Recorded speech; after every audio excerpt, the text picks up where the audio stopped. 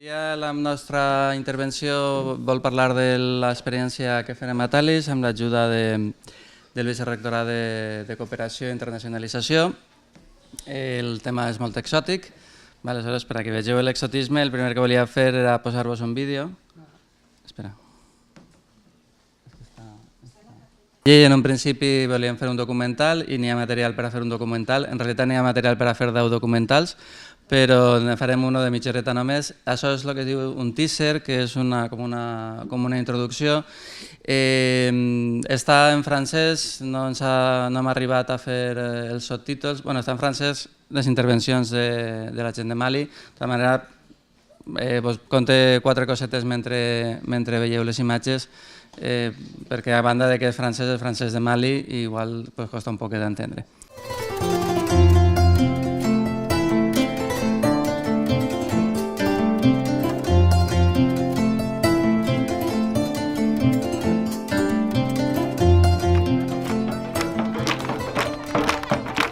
Això va ser a l'arribar. Això va ser la benvinguda que ens donen els xiquets de l'escola i els professors.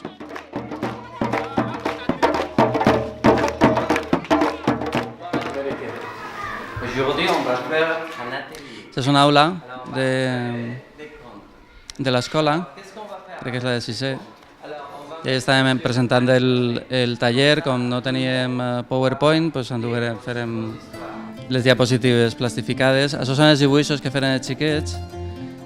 Si us heu fixat, les aules estaven completament nues, les parets no hi havia res absolutament, aleshores una de les primeres coses que feren va ser omplir-les de dibuixos, ens feu molta il·lusió. A més era una manera de motivar-los. Això són dels contes que contaven els xiquets. Són contes sobre coesposes. Sabeu que la cultura bambara és polígama, aleshores sembla que hi ha molta llegenda sobre dones que se duen mal entre elles, me pregunto per què.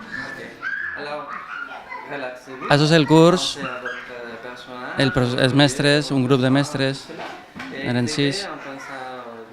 Pour commencer, de former pour finir, comment est-ce qu'on va faire développer.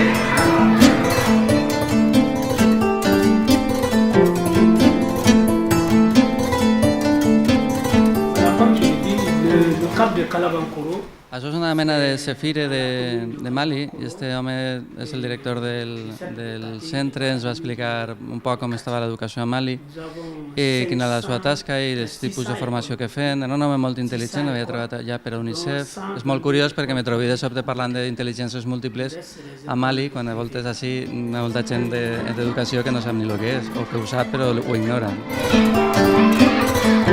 Això és quan duguérem els ordinadors.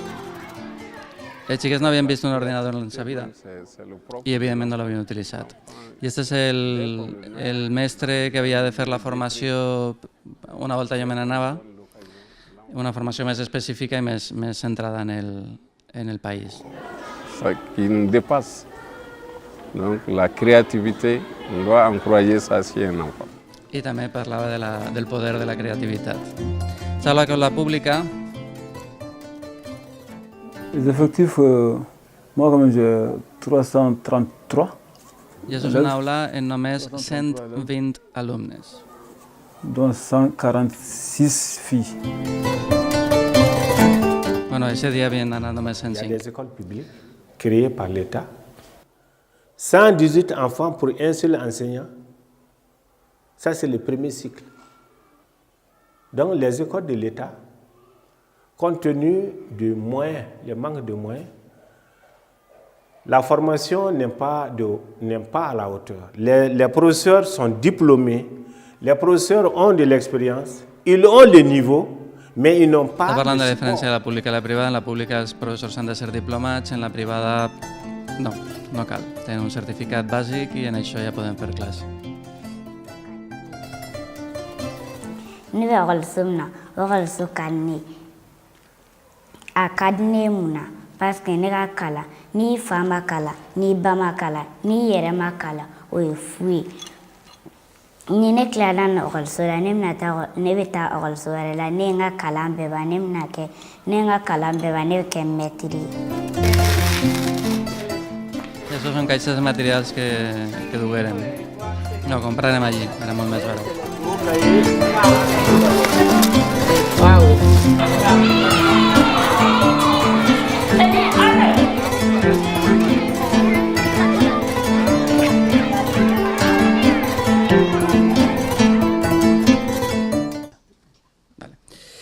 Vale, era el Marc, com vos deia, perquè veig on estàvem. Talis en un principi no era un projecte de cooperació, era un projecte més centrat en l'educació, però obrirem esta via, bueno, en realitat la va obrir Maria, que és la que ha obrit totes les caixes de Pandora, començant per esta.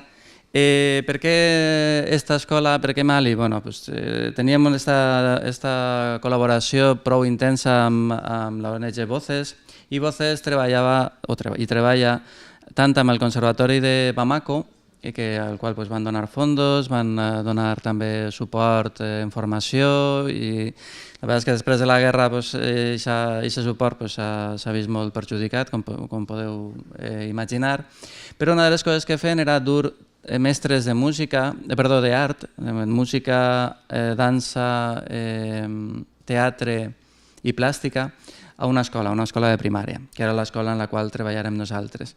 I aquesta escola és una escola privada, ara ho explicarem, i els mestres necessitaven formació. Aleshores, demanarem una ajuda al vicerectorat de cooperació, ens la van donar i així és com van començar. L'escola, com deia, era una escola privada. Què significa que sigui privada? Que cobren els alumnes per anar. Això que l'educació gratuïta i universal en molts països no es dona. Com veieu, la diferència entre la pública i la privada és considerable. La veritat és que diu, per què ajudeu a una escola privada? No és exactament privada en el sentit que els xiquets paguen €1,50 al mes, que és pràcticament la desena part del que se paga normalment en una escola privada de veres, que se paga €15 al mes. Clar, això és un dineral per a un malienc, €15. I €1,50 moltes vegades també, perquè estem parlant de famílies molt extenses. Per exemple, hi ha una tradició que quan se mor l'home d'una família, el germà se fa càrrec de la seva família. Aleshores, jo vaig anar a una casa per al documental en què dic, però quanta gent viviu així? I l'home se queda així pensant perquè no ho sabia. I començar a comptar i separar en 13, 14, una cosa així. Aleshores, clar, 13, 14 persones, de les quals 10 són xiquets, 10 xiquets, €1,50 són molts diners. I Voces el que va posar com a condició per a continuar treballant i pagant la meitat dels sous era que cap xiquet s'excloguera de l'escola per motius econòmics. I això s'ha mantingut. Les famílies que poden sí que col·laboren, les que no poden ho cobreix Voces i nosaltres a través dels nostres projectes. Se trobava en Calabancoró. Calabancoró és un barri que en un principi era deprimit, el que passa que ha crescut molt els últims anys, i veia una mansió per ahir al costat de les xaboles, però en general el públic de l'escola era públic molt modest, com ho podeu veure. N'hi havia 5 grups, una mestra feia segon i tercer junts, perquè no tenia més diners per a un altre professor, i els grups eren xicotets, eren uns 30 alumnes com a molt. Feien el que vos dia, classes d'art, música, dansa, teatre i plàstica, és una cosa molt exòtica a Mali, com podeu imaginar. Funcionava molt bé, els xiquets estaven encantats de la vida de poder gaudir d'aquestes classes, però no tenien biblioteca, ni res que se li pareguera. No tenien ordinadors, de fet, com vos deia, la primera volta que van utilitzar l'ordinador va ser quan els juguem nosaltres, farem una xicoteta col·lecta i aconseguirem dur 5 ordinadors. Voces ja havia instal·lat una antena de wifi, una antena enorme, perquè clar, estava enmig de... A pesar d'estar en Bamako, està molt als afores de Bamako i evidentment allí no arriba. Llavors posaran una antena, el senyal és el que és, però impressionant. De sobte els obrin una porta a la realitat digital i els xiquets flipaven. Els mestres també, perquè els mestres tampoc sabien utilitzar un ordinador, només hi havia que un que sabia utilitzar un ordinador.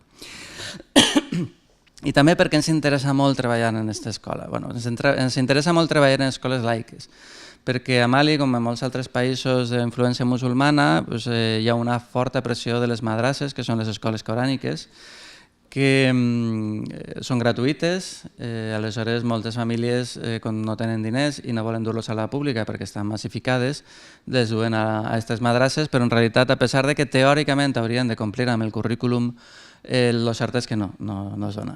No els ensenyem pràcticament ni a llegir a escriure justet, francès molt justet o res, perquè els ensenyen àrab, i arriben a secundària i s'ho han de deixar perquè no tenen nivell. No tenen nivell, però sí que tenen un bombardeig constant d'ideologia radical, perquè en general les madrasses estan en mans de grups radicals, molt oposats a les escoles laiques, per descomptat a les cristianes, que també n'hi ha, i cada xiquet que està en l'escola nostra, si me deixeu, és un xiquet que no està en la madrassa i per a mi particularment me pareix important. No perquè siga islàmica, sinó perquè n'hi ha una ideologia darrere prou perniciosa. Aleshores, què farem? Quan Maria m'ha comentat que havíem de fer aquest projecte a Mali, doncs entre Núria i jo pensàrem quins havien de ser els eixos d'intervenció. Aleshores pensàvem, no teníem molta informació sobre l'escola, parlàvem amb els mestres, però els africans els costa parlar d'aquestes coses, aleshores encara que fèrem un Skype no va servir molt. Tenia la informació que ens havia donat Voces i enteníem que teníem molt poc nivell perquè no tenia informació. Aleshores pensàrem que si partíem d'una educació molt tradicional, el primer que calia fer era presentar-los què era el constructivisme i l'aprenentatge significatiu. Sobretot perquè s'acostumara a contextualitzar l'aprenentatge. El dia a dia de l'escola era escriure en la pissarra el contingut del llibre, perquè clar, no hi ha llibres per a tots, i aleshores els xiquets feien els exercicis, o sigui, copiaven el llibre i després feien els exercicis. I això tots els dies. Pensàrem que era important que aprengueren a contextualitzar l'aprenentatge. També presentar-los el treball de l'aprenentatge per projectes. Pensàvem que en escoles com esta el treballar per projectes serà molt senzill, perquè és una escola molt xicoteta i molt familiar, i a més de senzill serà molt productiu, perquè a més tenen un mestre per a cada aula. Aleshores, globalitzar els continguts és molt senzill, si el mestre sap com fer-ho. Què més? Hi ha el problema, no m'agrada la paraula problema, m'agrada la paraula anglesa issue, que és més oberta, el tema de la llengua. L'educació en Mali es fa en francès, però francès no parla ni Christopher. Bàsicament parla els mestres. La mestra de primer, per exemple, li arribava justet. Per a que jo parlara millor que ella, imagineu-vos com era el nivell. I els xiquets, evidentment, no parlen res de francès. Fins i tot arribaven a sisè i els costava tindre una conversa mínima amb mi. Vull dir, no tenen confiança. Aleshores, interessava... Clar, l'ideal seria que estudiaren en Bambara. El problema del Bambara és que no n'hi ha material, no té tradició escrita, no té literatura, aleshores no hi ha materials. De fet, pràcticament ningú, en tota l'escola no hi havia un mestre que sabia llegir Bambara, perquè a més té una escriptura un poc peculiar, i clar, és molt difícil ensenyar en Bambara. Però sí que pensàvem que havien de millorar la seva competència comunicativa, perquè si els estudis són en francès, no és el que ens agrada, no és la idea que tenim, però com a mínim que parlen bé francès. Aleshores, això pensàvem que l'enfocament comunicatiu era fonamental. Era fonamental que els xiquets no se dedicaren a escriure coses en francès, sinó que parlaren en francès. I finalment, com que és un context bilingüe, el que no volíem tampoc és que era ensenyar francès de manera intensiva, anul·lar a la seva llengua i la seva cultura. Aleshores pensàvem que la metodologia havia de ser la metodologia en immersió, per tal que respectara la seva llengua, que no fos un bulldozer que xafa la seva pròpia llengua, i que sí que aprengueren més, millor i sense perdre la seva cultura. Aleshores, com utilitzaren el taller d'escriptura creativa? Doncs pensàvem que era un bon instrument de reflexió intercultural, pensàvem que era un bon moment per a que els xiquets i els mestres es plantejaren què significava la seva cultura. També és cert que ells estan molt més apegats a la seva cultura que nosaltres, perquè és una societat molt aïllada, a pesar que estigui en una gran capital, viuen prou com si estiguessin en un poble, en realitat. Ens semblava que era un bon recurs didàctic per a l'aprenentatge de llengües, per a practicar francès en aquest cas, a més d'una manera lúdica. I clar, era un recurs que a nosaltres ens interessa des del punt de vista intercultural i multicultural. Com a taller, des del punt de vista del projecte de la formació que volien donar als mestres, és un exemple de treball per projectes. De fet, ho plantejaran com un projecte. Diguem, esta setmana anem a treballar sobre contes. Això és primer fent el dibuix que penjarem per les parets, que heu vist, i després començarem a escriure les històries, primer els mestres, després els alumnes. També ens servia com a exemple de textualització per pautes. Quan van escriure els contes els mestres, després vaig agafar-lo i dir, mira, així has dit això però no ho has explicat i clar, no s'entén molt bé. I això, si connectes... I aquestes 2 o 3 instruccions els miràvem encara com si s'haguera aparegut la Mare de Déu, però clar, no estan acostumats a textualitzar per pautes, estan acostumats a copiar molt, fer coses molt dirigides, però no que algú els diga com millorar un text. I m'interessava molt posar aquest exemple de treball. També ens va servir, i això pensava al principi que podia funcionar, però després me vaig adonar que realment era important, per a l'empoderament tant del professorat com de l'alumnat. És a dir, una cultura bàsicament de tradició oral, de sobte se n'adona que pot exportar la seva cultura arreu del món, per això de la possibilitat de difusió a Europa. Veu que n'hi ha molta gent que s'interessa per la seva cultura, per la seva tradició, per la seva manera de veure les coses, i això evidentment a xiquets, però també als mestres es va empoderar, que és una paraula que odia, però crec que és la més adequada. Realment es va fer créixer com a escola.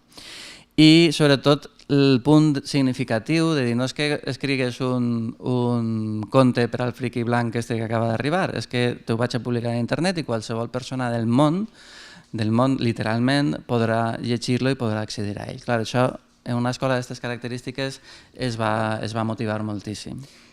Pensem que aquest projecte pot donar molt de sí, pensem que podem estandarditzar-lo, que era una de les coses que arribàvem a la conclusió que pagava la pena estandarditzar per poder exportar a altres llocs. Sí, es veu, ahí posa quadres teòrics, perquè un dels processos d'estandardització és estandarditzar els quadres teòrics, que en realitat eren uns fulls plastificats amb pautes, quasi mantres, molt senzills però molt colpidors sobre educació. Ahí podeu veure, per exemple, la llengua és un instrument de comunicació o d'interacció social. Que dius, vaya xorrada, ja, però molta gent és que no veu que la llengua és una cosa per aprendre, per a memoritzar vocabulari o coses així. I no, van a veure, la llengua sobretot i per damunt de tot és una eina de comunicació. Aleshores, pautes d'aquest tipus pensaven que podien ser colpidores, i ajudar a reflexionar. Aleshores, els quadres teòrics són, no sé, deuen ser una vintena de quadres, molt senzillets, com vos dic. També, en un principi jo pensava donar aquestes, com fem en magisteri, tu dones les pautes i després la gent comença a aplicar-les i a fer les seves pròpies unitats didàctiques, els seus projectes. Vam veure que això era prou difícil en aquest professorat perquè tenien molt poca formació, molt poca confiança i enseguida se n'anava sempre al llibre. Aleshores pensarem de fer una programació genèrica. Ui, se m'ha colat en castellà. Una programació genèrica, què significa? Una sèrie d'instruccions d'activitats molt concretes. Ahí teniu, per exemple, fer un racó de lectura. Va ser una condició que vaig dir que això ho havien de fer sí o sí, perquè portarem molts llibres, i encara que fora 3 llibres per classe en terra en una manta, per favor, feu un racó de lectura, i ho feren, i tenim fotos xulíssimes de xiquets llegint les històries més feliços que el món. Una manta, sí, perquè en principi de no, si mos poguereu comprar mobles, dic sí, home, o sea, en sèrio, no n'hi ha una altra cosa més important que pagar que comprar un moble biblioteca, digues. Però durant quant de temps vareu estar aquí? Una setmana. Sí, però va condir. Acabé que no sabia ni com medien, però falta fot, sí. Però una setmana. El que passa és que això els ho envié després. Este quadre, la programació està... No la passes. Aquesta programació era un poc per a que anarem posant creuetes segons anàvem fent coses. El racó de lectura, el racó de l'ordinador, fer un festival amb els contes per donar-li continuïtat al taller de contes, Després, coses com que passaren llista els propis alumnes, perquè s'acostumaren a llegir els noms. Si algú és infantil dirà, pues claro, no? És bàsic, superbàsic per a nosaltres. Però és que aquesta gent no tenia aquesta formació, ningú no els ha dit. Quan els ho dies, miraven i dic, claro, i era una cosa molt...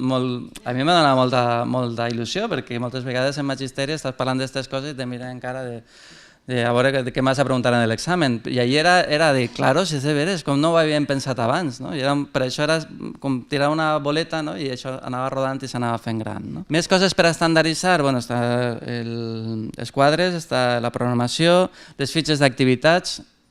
Com la gent que té pocs recursos li costa crear el seu propi material, aleshores donarem un quadern en fitxes d'activitats diverses, cooperatives, comunicatives, treball per projectes, etc., per a que ells pogueren llegir, mirar-se, seleccionar algunes activitats. I la idea és fer una maleta per a centres amb aquestes característiques, professorat amb poca formació, contextos bilingües i escassesa de materials. La veritat és que és molt trist, però n'hi ha moltíssimes escoles en aquesta situació. En Guatemala, per exemple, n'hi ha moltíssimes comunitats bilingües, encara que... Clar, nosaltres pensem, en Guatemala es parla espanyol, dic, home, sí, parlen espanyol, és que parlen espanyol, però hi ha molta gent que no, i que l'espanyol és una llengua imposada i que els costa i que necessitarien també aquesta qüestió de la metodologia d'immersió, l'enfocament comunicatiu, etc. O Senegal, que comentava Maria abans, també és un material perfectament exportable. La idea és fer el projecte, allargar-lo 3 anys. Hem fet una primera fase, una segona fase seria tornar a fer la part de formació que no fiu, perquè tenia aquests 4 eixos preparats en totes això per a diapositives, no exactament, però eren com les cartolines per a esplaiar-me en els 4 eixos i vaig fer uno i no l'acabí. Perquè clar, realment teníem molt poca formació, ens costava molt de captar les coses. Aleshores, en una segona fase continuaríem amb la formació, entraríem ja en què és el treball per projectes i com se pot fer, entraríem també en l'enfocament comunicatiu i en la metodologia d'immersió.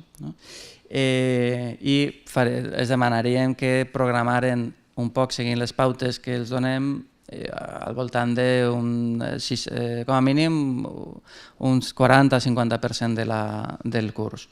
I en una tercera fase intentaríem que la programació per projectes, la programació des del punt de vista de l'aprenentatge significatiu, del constructivisme, doncs s'ocupara almenys el 60%. El 60%, per què no el 100%? Perquè no som ningú. A veure, nosaltres som uns blancs friquis que anem allí, que pensem que les coses es poden fer millor així, però els que millor ho saben són ells. Perquè, clar, són ells els que han de passar els exàmens, les revàlides, per exemple. Jo no sé sí que sé com són les revàlides, però són ells els que l'han de passar i els que han d'ensenyar seguint el seu entorn. Aleshores, més d'un 60% ja me pareixeria colonialisme. De fet, ja me pareix un poc de colonialisme, però clar, cooperar és interferir. I això ho sabem, qualsevol persona que ha fet cooperació sap que estàs interferint. El fet que anàrem nosaltres ahir ja era interferir en la seva vida quotidiana. Però clar, has de triar entre interferir per intentar fer-ho bé i de manera respectuosa amb la seva cultura, amb les seves tradicions, amb les seues costums, o deixar-los allí sense cap tipus d'ajuda. Perquè, clar, donar diners només tampoc és una bona política, perquè els diners s'han de donar per contrapartides, i la contrapartida en aquest cas és dir, jo te subvenciono a l'escola, però tu fas aquest projecte de millora de l'educació. Hi ha paradoxes, si voleu parlem d'això ara després, però trobo que arribarem a un equilibri prou important. Hi ha un exemple... No, encara no. Hi ha un exemple d'aquesta qüestió de cooperar, interferir, intervindre, etc., que és el material. Clar, anar allí i no comprar material em semblava que no tenia sentit. Primer perquè, clar, xiquets que no tenien material, no tenien llibreta, molts no tenien llibreta, llibre no en tenia cap. Les pissarretes que utilitzen en primer i segon per a escriure, la meitat estaven trencades, que en tenia, i moltes no en tenien. I en 200 euros compraré material per a tota l'escola, per a tot un curs. Aleshores dius, per 200 euros igual paga la pena, no? Però jo hi havia una foto que no volia. I era la foto de la meva companya Anna, que va ser la companya de voces que va vindre amb mi, o jo, qualsevol dels dos, donant llibres a xiquets, un somriure de «Ei, que són bois», no? Això no volia ella, no volia jo, i estiguérem pegant-li moltes voltes a veure com podíem fer, perquè evidentment havien comprat material i els l'havíem de donar. I era un regal i era una alegria per a l'escola. Però era important per a nosaltres també transmetre el missatge de que no és que hagin sobre els diners, sinó que és una qüestió de solidaritat i que evidentment 200 euros així no és gran cosa i per a ells és molt i nosaltres ho fem molt feliços, però no perquè vulguem anar de guais o de blanco bueno que ajuda a niño negro pobre, no? I bueno, al final li pegarem moltes voltes, ja veieu que és senzillament com entreguem el material, doncs això implica moltes vegades molta reflexió, no? I al final decidirem que foren els mestres, com ho faríem així en realitat, que foren els mestres que al seu grup es donaran el material, digueren l'origen, explicaren que no és que forem rics, sinó que no que ens sobraren els diners, sinó que era una qüestió de solidaritat i que confiaven en que ho aprofitaren. I així ho farem. No tenim fotos en xiquets feliços en les llibretes en la mà, encara que sabem que els va fer molt feliços. Les conclusions, pensem que sí que va aconseguir-se l'objectiu. Teníem la sensació que el projecte havia estat realment redó. Havíem aconseguit empoderar el professorat de manera potent, estan molt pagats.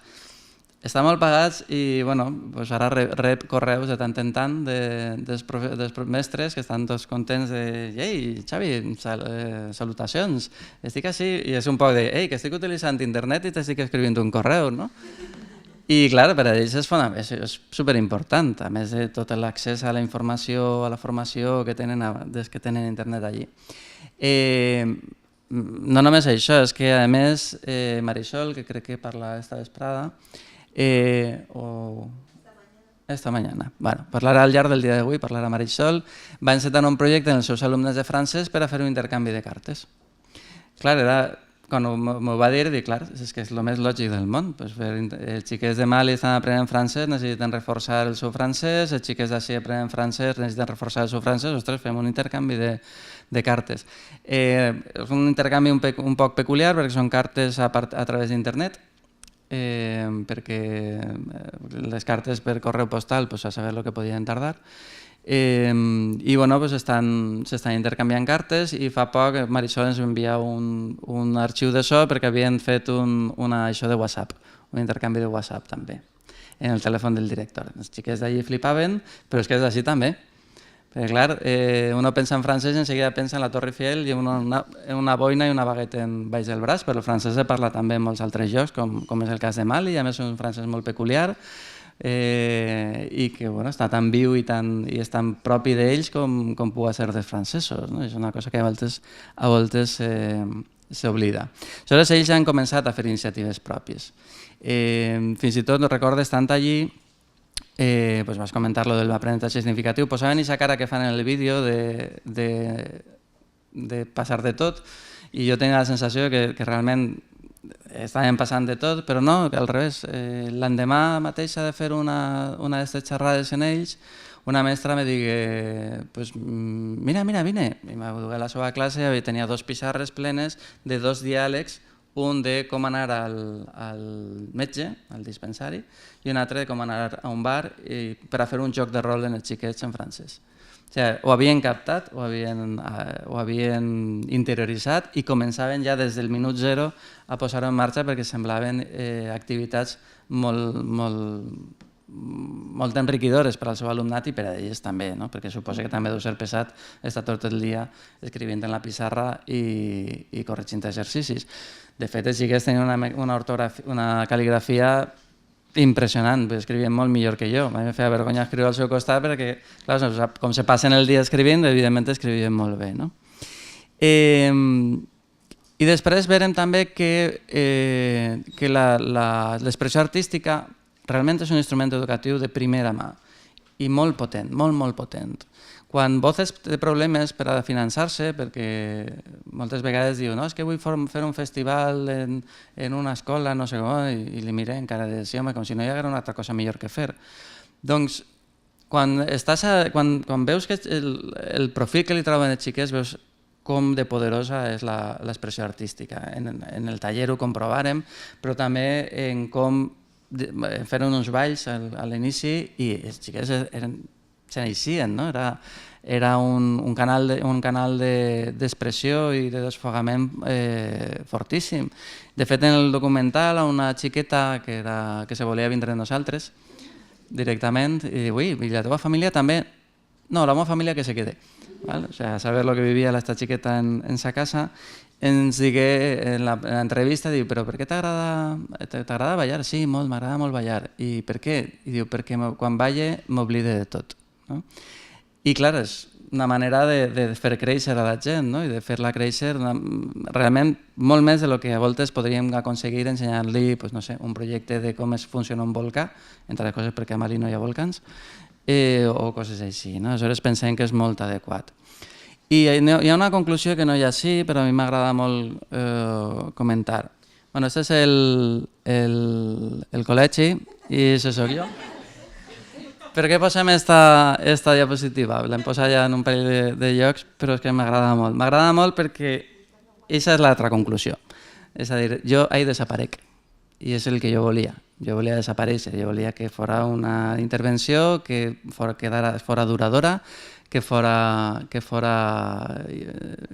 servira per a xiquets de l'escola i per als mestres, però realment ahir el que més ha après de tot aquest grup, el que més ha après soc jo. Bueno, Núria i jo, en realitat, perquè Núria a través de WhatsApp i de Skype estàvem ahir, ostres, que, per clar, jo també soc ingenu, no sé si coneixeu allò de l'antropólogo inocente, uno se sent sempre com l'antropólogo inocente quan va a aquests llocs, perquè parlant-los d'animació lectora, diu, bueno, és que, però això, mireu, qualsevol cosa, revistes que tingueu en casa o que ja la gent vaig a tirar, i segons anava dient això m'anàvem mirant més cara de flipats, i acaba i diuen, no, és que així revistes no. Diu, en Bamako pot ser, i no, en efecte, ni en Bamako tampoc, és que no n'hi ha material escrit. Així com així tenim material escrit per tots els llocs i en sobre, i és molt fàcil portar follets, plans, qualsevol cosa, allí no n'hi ha, és que no n'hi ha, és una cultura molt oral i a més el paper costa diners. Aleshores, clar, què feia? Núria, ostres, que no tenen accés al paper o que no poden escriure, què faig? Aleshores, entre els dos intentàvem fer créixer la cosa en els mitjans que tenien. I em deia, que escriguen en l'arena, com deia Montessori. I dic, ostres, clar, arena sí que tenen tota. De fet, me'n vaig portar un parell de quilos en les sabates. Tauletes d'argila, en fi, podíem fer moltes coses i això ens va servir als dos per aprendre molt com a didactes. Com a dir, a veure, que no tot és societat digital, no tot és la societat de l'abundància i un ha de ser capaç d'adaptar-se a les circumstàncies que té. L'altre dia, en una reunió de pràctiques, un alumne deia, clar, és que en la meva aula no hi havia espai per a fer un racó de lectura. I clar, me'n recordava de la manta en terra o d'una mestra de Guatemala que me deia que tenia una classe de 4x4 i que havia decidit fer el racó de lectura en un cordell penjant de part a part de la classe, ahí penjaven els llibres estan a l'abast, es veuen completament, poden agafar-los els xiquets, és una biblioteca d'aula, tal qual. Aleshores, això jo trobo que ens ajuda molt a créixer com a didactes i com a professors. Sí. Així no podem parlar els dos, ens sentiu? A banda del creixement que significa des del punt de vista didàctic, també té molt de valor des del punt de vista intercultural, que és una cosa a la que estem menys acostumats, les persones que no fem professionalment activitats de solidaritat i cooperació, oblidem molt sovint, com deia Xavi, la importància de no ser colonialista i se creguem que no ho som i ho som molt. I aquesta experiència, com deia Xavi, d'estar ell allí com a blanco perfecto allà al mig i comunicar-nos virtualment constantment per a superar aquests hàndicaps educatius, te fa veure quantes coses en realitat ja estan allí. Nosaltres no tenim res que aportar. Xavi anava en moltíssimes coses preparades des del punt de vista teòric, treballarem molt per a poder ficar en el mínim temps possible la màxima quantitat de coses que es pogueren ajudar perquè ells volien coses teòriques. I al final te n'adones que en realitat està tot allí i tu l'única cosa que fas és donar-los el poder de poder fer-ho. I després, per exemple, aquestes cares que fan en el vídeo que a Xavi li feien pensar que no estaven interessats, és també un posicionament intercultural. És la seva manera d'estar prestant atenció i d'estar aprenent i d'estar assimilant les coses. Aleshores, tendim a pensar que la resta de la gent està interpretant com nosaltres des de la nostra cultura i això no és així. I una experiència tan breu i a la vegada tan enriquidora com esta te fa posicionar-te en un lloc que jo crec que ens obri les portes per a poder treballar en tots, perquè si de veres eres respetuós, si de veres te desapareixes del context, com ocorre ahí, com se veu, se simboliza en aquesta imatge, aleshores pots estandarditzar i dur este projecte de veres a totes les persones que el necessiten en moltes altres escoles, perquè ja no se trata de que són uns mestres que volen que els ensenyes a ser mestres, com si fora un curs de reciclatge del Cefire, sinó que el que fas és pegar-los l'espenteta per a que puguen fer ells totes les coses que poden fer.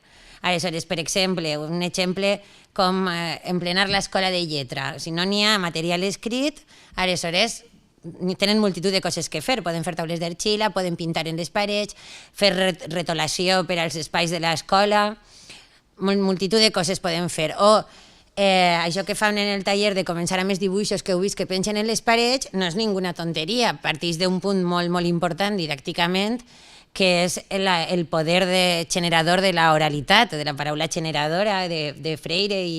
Vull dir, n'hi ha molt al darrere molt utilitzable i esta experiència ens dona l'ocasió de veure com en tan poquet, perquè queda moltíssim per fer del que n'hi ha preparat, esta gent ja pot caminar a soles molt més del que ja estava fent i tenen idees per a seguir endavant. Aleshores, sobretot és veure com se multiplica el poder de les coses que fem i dels diners que invertim i de les hores de treball, perquè això sí que és vàlid. I després d'estar una setmana, per exemple, així, invertint en la mateixa quantitat de treball en mestres davant dels quals has de justificar que és més important fer un diàleg o un treball de rol en l'aula que escriure perfectament bé ortogràficament, per exemple. Quan així se qüestionen les coses que per a nosaltres són tan clares i estan tan assumides des del punt de vista de la didàctica, veure que és tan útil en aquests contextos dona l'ocasió d'estandarditzar-ho i dur-ho a tantes escoles com faci falta. I a mi m'agradaria fer notar que no només en països en vies de desenvolupament, sinó també a si mateix. Tenim escoles en contextos també desfavorits on se produeix un bilingüisme o una situació de diglòssia, encara que no siga entre diferents llengües, però sí entre diferents varietats de les llengües, i se podria aplicar exactament el mateix procés. Aleshores, el que vull dir amb això és que és veritablement multiplicador el poder que això té. És molt útil. Sí, de fet, se m'havia oblidat dir-ho, l'última fase del projecte realment és formar a persones d'allí que facin el mateix curs que he fet jo, perquè en el que costa el meu viatge se poden fer 10 cursos, com el meu. Aleshores, la veritat és que és un poc més complicat perquè aquests mestres no crec que arriben a tindre tanta confiança com per a poder fer els cursos, però buscarem alumnes de magisteri i a veure si es poden convèncer. Molt bé, bueno, però sí, ja tinc voluntàries. Crec que ens queden 5 minutets, ¿no? 10 minutets. Si voleu alguna pregunta. ¿Cómo hacéis para resolver problemas de heterogenización de capacidad de aprendizaje allí, más con la ausencia de medios que había? Clar, en realitat la idea de treball per projectes és això. En un treball per projectes tothom té el seu paper, tothom té el seu espai i n'hi ha diferents velocitats d'aprenentatge o diversitat funcional. És molt més fàcil integrar una persona dins un projecte que no una classe estàndard i a més tan marcada, tant de continguts, aprèn això i si no t'ho aprens eres un burro. Quan igual això no t'ho pots aprendre, però una altra cosa te la pots aprendre molt millor, que és allò de les intel·ligències múltiples. Cadascú aprèn el que està preparat per aprendre en un context com això. A mi m'agradaria felicitar-vos pel projecte, per tot el que suposa l'experiència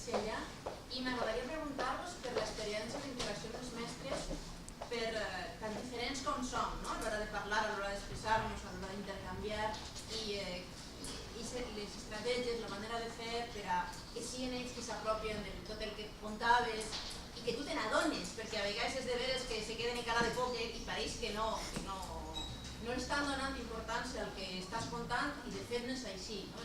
Les estratègies que pogueres emplear per a fer això i la manera de continuar aquest treball en els mestres, que al final és l'efecte multiplicador, que realment es pugui quedar ahí el projecte i recalcar la meva felicitació. Nosaltres treballem o volem treballar sobre la competència intercultural. Aleshores, pensem que nosaltres tenim un poquet de competència intercultural i aleshores a l'hora d'acostar-nos als mestres ho fem en aquesta actitud intercultural. Què significa la interculturalitat? Bueno, primer que res, pensar que no eres millor que ningú. Pensar que les diferències són pròpies de les cultures, però sobretot i per damunt de tot, pensar que ells són uns mestres i jo soc formador de mestres. I ja està. M'és igual que siguin de Mali, que siguin d'Almussafes. Continuen sent uns mestres que volen aprendre i jo sé molt sobre temes que ells no coneixen. I a través de la interacció te n'adones en efecte que no hi ha cap diferència. Són mestres en formació, l'únic que molt més interessats que així, lamento dir-ho, però cert, tenia molt més interès que el que sol que veure i de diferències culturals al final te n'adonaves quan es portaven el menjar, dic, que se mengen les mans de veres. Ja està, no n'hi ha molt més. Si uno té una visió oberta, clar, si no va veure diferències en cada cosa que veig. Ui, mira com va vestit avui, ui, mira, ha dit això, ui, no m'ha mirat. A voltes busquem nosaltres les diferències quan en realitat igual no t'ha mirat no perquè sigui de Mali, sinó perquè és tímid. I això ens passa molt, sobretot aquesta postura en la qual solem anar a aquests llocs. Sí, jo diria que l'estratègia general per simplificar és sempre callar-se, escoltar i esperar. Perquè sempre tendim a prejuzgar i, per exemple, això, quan dic, és que no sé si m'estan atenent. Te calles, esperes i aleshores veus el resultat que quasi sempre és sorprenentment positiu, perquè sempre depèn d'una diferència de perspectiva. Clar, després d'un temps em vaig adonar que aquesta cara la posàvem perquè estaven un poc apabullats, perquè clar, des del seu punt de vista, un doctor espanyol se'n va allí a fer-los un curs. En una samarreta de Mazinger Z. Una samarreta de Mazinger Z, clar, jo sé qui soc. Depende del día. Pero queda colorit. Esto no todo. Después, esto no lo ha contado Xavi, pero hubo un primer intento de ir a Bamako. Sí. Justo cuando ocurrió todo el tema de atentados en París. No sé si recordáis que a las 2 semanas después hubo un secuestro en un hotel de Bamako y ese era el día, al día siguiente era cuando teníamos previsto que Xavi volara. Y en el hotel de Davant, precisamente. Exacto, en el hotel de delante donde iban a caer. Ese es el día que se iban a ir, la embajada nos llamó, tuve que arreglarlo todo y luego, que era en diciembre creo que fue. Noviembre era. Era noviembre. Y luego consiguieron irse en enero. Y lo primero que le dije, porque estuvimos trabajando mucho antes de ir, Xavi, es que no sabíamos por dónde pillarlo, él es que el de didáctica, bueno, le dije, por favor, pasa desapercibido. Eres rubio con rizo, mira el panorama. Que no se fijen porque a ver si te secuestran, se la liamos. Además fue así porque estaba el tema muy movido. La primera foto de WhatsApp que me manda es con la camiseta de Mazinger Z. No, de los Magnas. Pero tú qué has entendido por pasar desapercibido. Y me mandó esta y dice, ya he aprendido. Pero esto había que contarlo.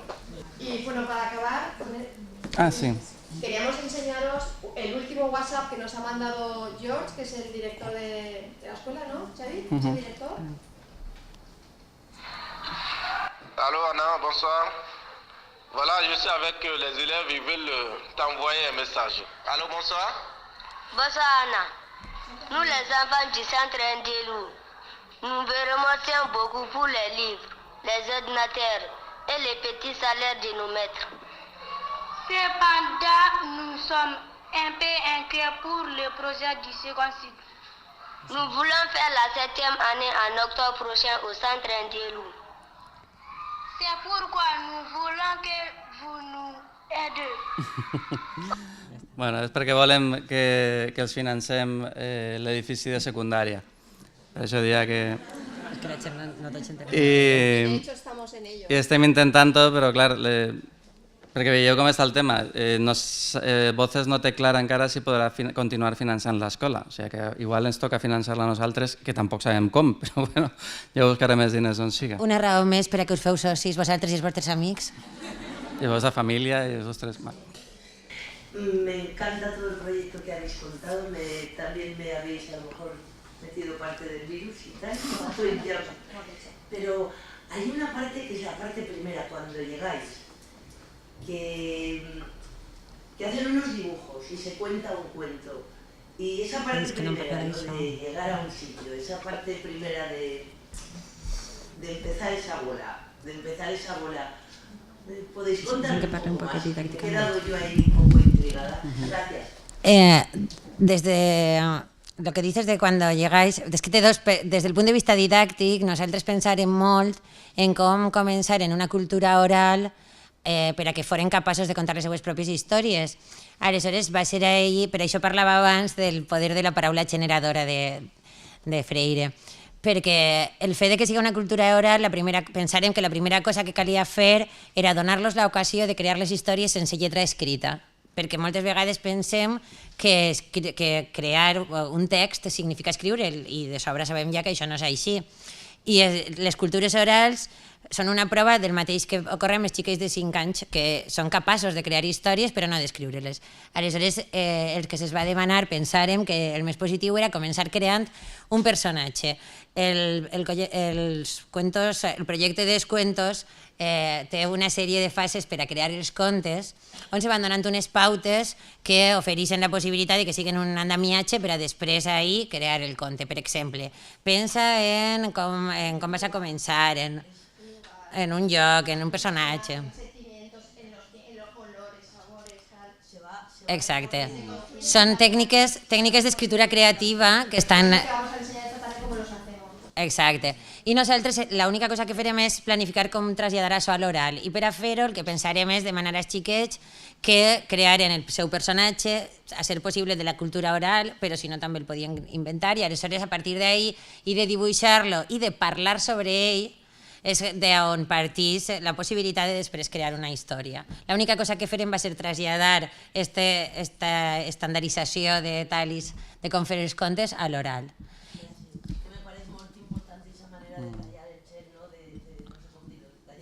Però també s'improvisava molt, perquè jo no m'esperava la recepció. Clar, la recepció me llevava 2 hores de treball en els mestres, damunt m'incomodava un poc perquè era com que, oh, gran jefe blanco que vienes aquí. És que no s'ho has contat, la recepció era sí, estava en el vídeo. Sí, però era molt llarg. Després feren un ball, després feren una show de teatre, ens ensenyaren els dibuixos i clar, era un poc apabullant. I bueno, el que deia abans de la competència intercultural, t'aves adaptant. Evidentment no podia fer-los el lleig de dir, què feu? No, anem a treballar. Això a vegades ha sigut hiperviolent. I després entrar, com deia Núria, a través de l'oralitat. Els xiquets escrivien molt mal francès, en general, però gravàrem contes orals i era impressionant. N'hi havia nanos, clar, no entenies res absolutament, però n'hi havia nano que començava a parlar i se notava que estava contant una història, se posava a cantar mitjan de la història, després continuava i se passava fàcilment 5 minuts sense parar una història que tenia claríssimament memoritzada i assimilada. Dir, bueno, és que sabem molt, és que això també cal donar-los valor, no? Sí que tenemos que decir que estos cuentos están Paula y Marta intentando transcribirlos al castellano y traduciendo porque para entenderlos, como ha dicho Xavi, es complicado, y con eso haremos los cuentos de Mali que entran dentro de la Convocatoria de Cooperación Internacional, que cuando vendamos el libro los beneficios son todo para ayudar a veces a pagar el sueldo de todo el profesorado de las clases son 6.000 euros al año. La meitat del sou, l'altra meitat la paguen ells, per això cobren. Pero en total son 6.000 euros al año el sueldo de todo el profesorado de las escuelas. Por esos libros, y estamos intentando montar un concierto para la Semana de Cooperación Internacional, un macro concierto solidario para eso también a final de año, y ahí estamos. Bueno, creo que el café y todo está afuera. De Mali luego nos iremos a Amazonas, cambiamos de continente y continuamos.